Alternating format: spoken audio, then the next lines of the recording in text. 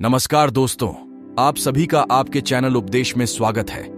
इन महत्वपूर्ण उपदेशों के लिए चैनल को सब्सक्राइब जरूर करें और वीडियो के अंत तक बने रहे। नमस्कार दोस्तों, जय श्री कृष्ण। दोस्तों, कर्म, भाग्य और बुद्धि, इन तीनों में सबसे ज्यादा प्रभावशाली कौन है, या यूं कहें कि तीनों में प्रधान कौन है, या कौन ज्यादा महत्व रखता है? दोस्तों, इस विषय को हम एक कहानी के माध्यम से समझेंगे। यह एक प्रेरणादायी प्रसंग है, इसलिए वीडियो के अंत तक बन रहे। सूरजपुर के राजा सूर्य बहादुर एक दिन जंगल में शिकार खेलने गए। वह शाम को जब वापस लौट रहे थे, तब उन्होंने देखा दो पुरुष और एक स्त्री आपस में बहस कर रहे थे।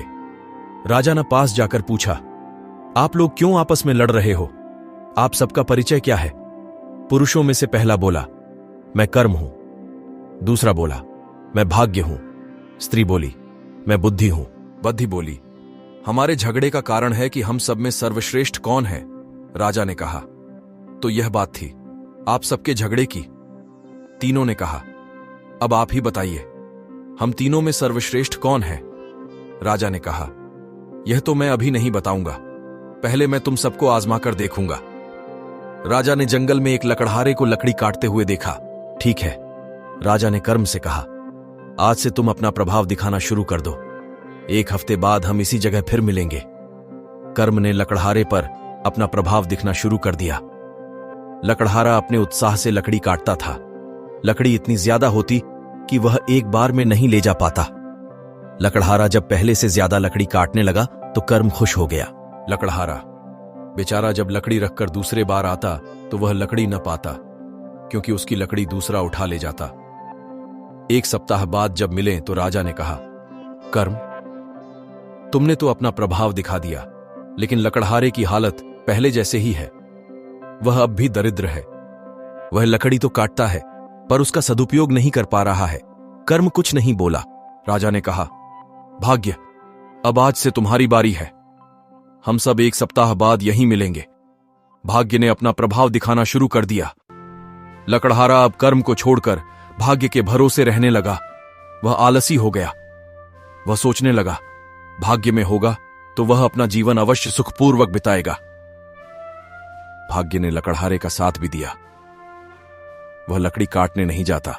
धन आलसी तो बना दिया, पर उसे धनवान नहीं बनाया। तुमने उस पर वो कृपा दृष्टि दिखाई। यह तो लकड़हारा पहले ही कमाता था। राजा की बात सुनकर भाग्य कुछ नहीं बोला। राजा ने स्त्री से कहा, यानी कि बुद्धि से, आज से तुम्हारी बारी है। एक सप्ताह बाद हम यहां मिलेंगे। बुद्धि ने अपना प्रभाव दिखाना शुरू कर दिया। लकड़हारा अब दुगने उत्साह से लकड़ी काटने लगा। उसने आलस छोड़ दिया था। उसने अब लकड़ी ढोने के लिए बैलगाड़ी भी लाना शुरू कर दिया था। वह सारी लकड़ी बैलगाड़ी में भरकर बाजार ले जाने लगा, जिससे वह ज्यादा धन कमाने लगा, और सप्ताह भर बाद ही उसकी हालत पहले से अच्छी हो गई। एक सप्ताह बाद जंगल में चारों मिले। उस दिन बारिश भी हो रही थी। बारिश थमने पर लकड़हारा लकड़ी काटने जंगल में आ गया। उसे देखकर राजा ने लकड़हारे से कहा, क्यों भाई, आज बारिश में भी लकड़ी काटने आए हो तुम? लकड़हारे ने कहा, भाई, भाग्य उसी का साथ देता है जो कर्म करता है।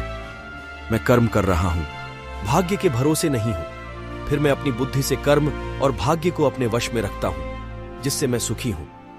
राजा ने मुस्कुराते हुए तीनों की ओर देखा और बोले, अब तो तुम सब समझ ही गए होंगे।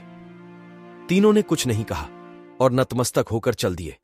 लकड़हारा फिर लकड़ी काटने में जुट गया और राजा शिकार खेलने चल दिए। इस कहानी से बहुत बड़ी सीख मिलती है कि भाग्य उसी का साथ देता है जो कर्म करता है।